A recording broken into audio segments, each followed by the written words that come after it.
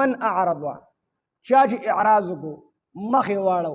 عنه د دې قرآن نه دا قرآن یې ونه منو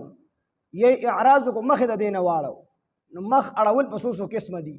یا دا د قرآن مجید تلاوت نه کول دا هم د قرآن نه مخ اړول دي قرآن نه زده کول دا هم د قرآن نه مخ اړول دي په قرآن باندې عمل نه کول دا هم د قرآن نه مخ اړول دي قرآن غلط ویل هغه صحیح کول نه دا هم د قرآن نه مخ اړول دي دا ټول د قرآن نه اعراض دی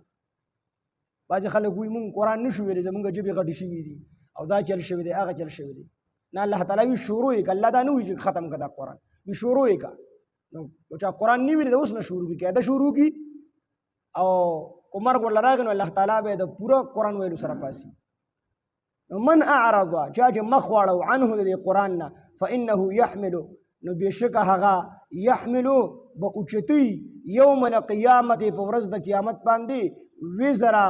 بوج د عذاب د عذاب بوج به الله تعالی وي اوچتوي په ورځ د قیامت باندې عذاب دا کوم بوج چې دی دا به دوی دپاره ډېره بده خبره وي او ډېر سخت کار به وي